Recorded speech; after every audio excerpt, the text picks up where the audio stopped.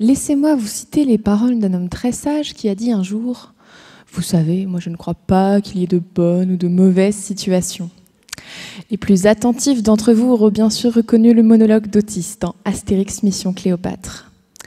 Pourtant, je doute que si Otis avait été un soignant, il aurait dit cette phrase avec autant de conviction.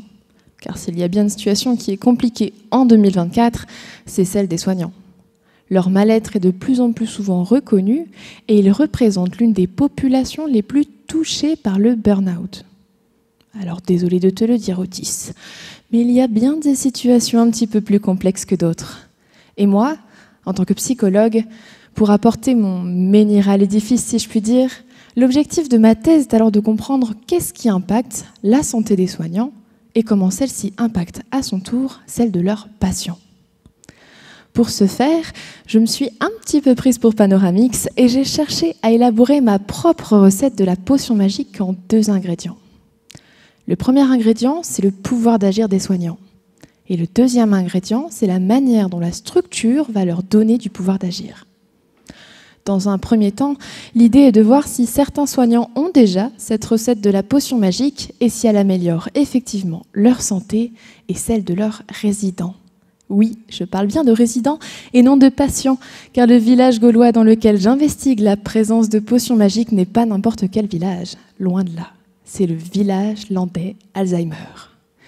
Il faut imaginer Astérix et Obélix un petit peu vieillissants et avec la maladie d'Alzheimer. Alors je vous l'accorde, on n'aurait peut-être pas fait une BD. Mais pour moi, je trouve ce sujet absolument passionnant. Car qui dit maladie d'Alzheimer dit soin. Et c'est là que le village landais devient extrêmement innovant avec un ratio de 120 professionnels pour 120 villageois. Depuis plus de 3 ans, un certain nombre de questionnaires et entretiens sont menés dans ce village et me permettent d'investiguer ma problématique sur 3 niveaux. Mon premier niveau, c'est les résidents, les villageois, avec une étude de leur santé au niveau global. Mon deuxième niveau, c'est les soignants, où là j'explore leur santé psychologique, leur qualité de vie au travail et les 2 niveaux de pouvoir d'agir. Enfin, mon troisième niveau, c'est l'organisation. L'idée est de décortiquer qu'est-ce qui, dans la structure, va avoir un impact sur les 2 autres niveaux. Par la suite, l'enjeu sera de comparer les informations recueillies au village avec celles de la terre conquise par Jules César, autrement dit, les EHPAD traditionnels, avec comme hypothèse générale que le fonctionnement du village landais permet une meilleure santé des soignants et des résidents.